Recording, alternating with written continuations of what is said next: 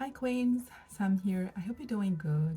In today's video, I want to talk about inflation, and I'm sure you have heard the word pretty much every day since the beginning of this year because we have been dealing with rising inflation everywhere in the world, really. Things that we use on a daily basis have been, increasing in terms of price. So I'm talking about food, I'm talking about transportation, gas, I'm talking about housing. So those basic necessities that we need, their prices have been increasing, and for most people, it's essentially, unfortunately, their income is not increasing at the same pace as their expenses. So if nothing changes, essentially they are left with less money in their pockets, and so you have to find a way to deal with that. I also know that hopefully inflation is not here to stay forever because the way the economy goes, it goes up and down. However, now that it is here, it's definitely time maybe to do a few things just to make sure that you are doing the best when it comes to making sure that essentially you're keeping the most money in your pocket. So I want to offer a few actionable tips for you to consider as you actually are looking at your finances and just like seeing how you can actually curb inflation. The first one is essentially going back to your budget and reviewing each category of your expenses. I did share a video already on how to become a master at budgeting last week. So if you haven't watched that video yet, I strongly encourage you to check it out after this video because I really offer few tips in there that can help you to actually get started with budgeting, keep at it, and really take advantage of everything that has to do with budgeting. So this is the time really to look at the category of expenses you have there and how much you have been spending in those categories. And this is a time also to get creative. One way is, let's say, when it comes to your groceries, we usually like to buy things that we want, but maybe this is the time to see, what are the items in the grocery store that are actually on sale and get creative with your meals, learn new recipes. So, a way for you to actually discover maybe new cuisine of the world, new way of cooking some vegetables or like some other ingredient out there, a new way to mix some stuff together. So you can also look at it as a new adventure for you, and at the same time you get to save money. You can also leverage, definitely, if you're not doing it yet, especially for groceries, apps that will tell you, in your neighborhood, based on which product you're looking for, which grocery store is offering that ingredient at the best price. Of course, you don't want to have to go to 10 different stores to get, to do your weekly grocery shopping, but at least, especially for the high uh, price, high ticket price items, you can probably find a way to really identify stores that are offering them at a better price. So that's really the first tip, is really reviewing each category of on your budget and just making sure that those expenses make sense to you, and just making sure that essentially you're doing your best already to keep those expenses in check. Definitely on your budget, there will be some expenses that you don't have a choice and you cannot change them. Like, so let's say if you're renting, if you have, like if you own a place, you still have to pay your rent the same, you still have to pay your mortgage the same, and your car loan the same. Although even for the mortgage payment and the car loan payment, if push comes to shove, you can give a call to your financial institution and tell them, right now, definitely it's been things are being hard. Is there any way that we can reduce this payment that I'm making? And they will look into it for you because definitely they don't want to lose you as a customer.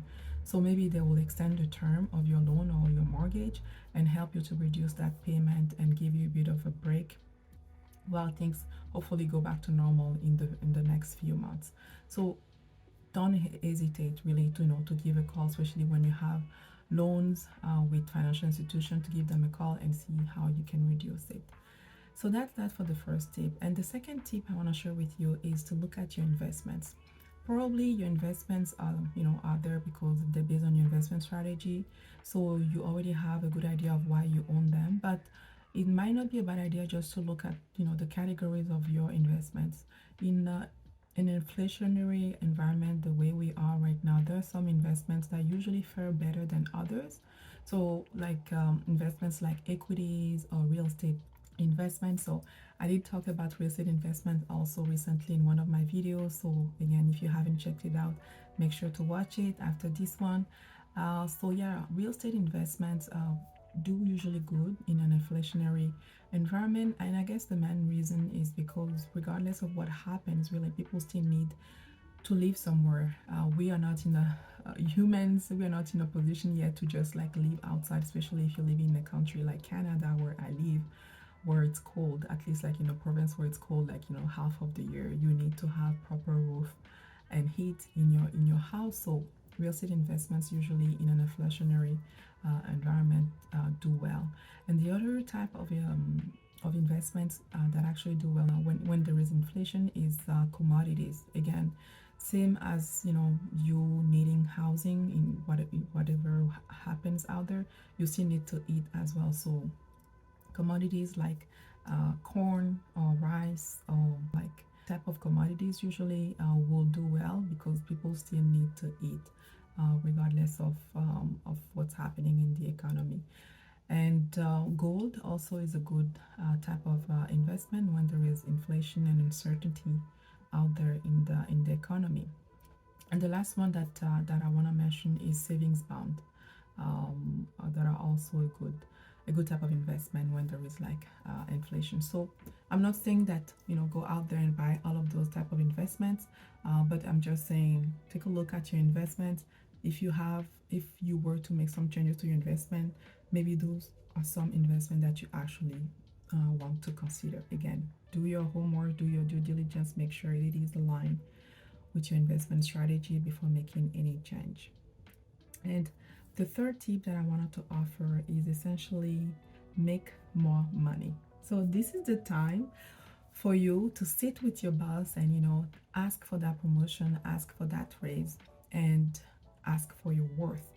And if it's not possible to get that from your current boss, maybe you want to try to seek another position within the same corporation.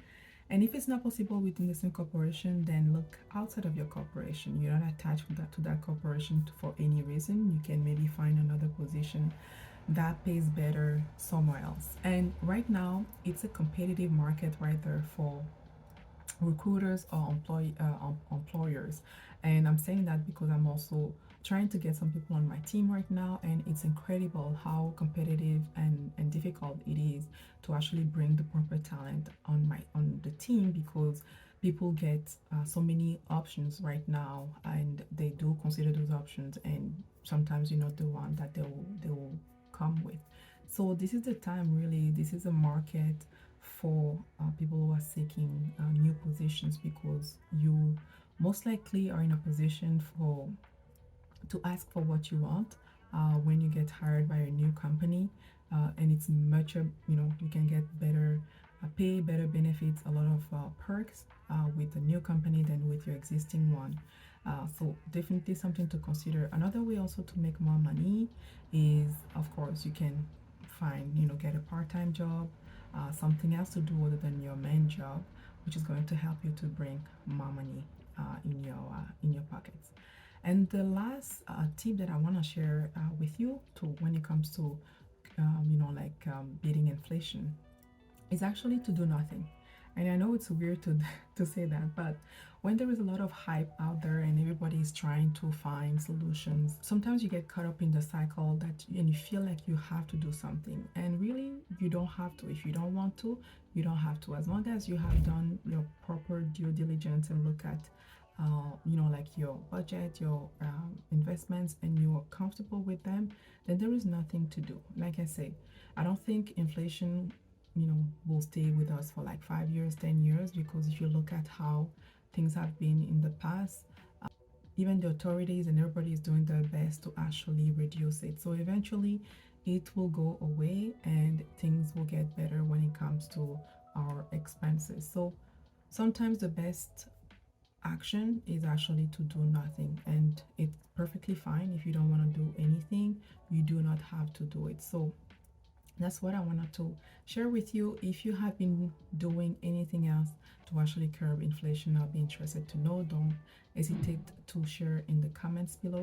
Don't forget to like and also subscribe to the channel, hit the notification bell, and until next time, keep on building wealth.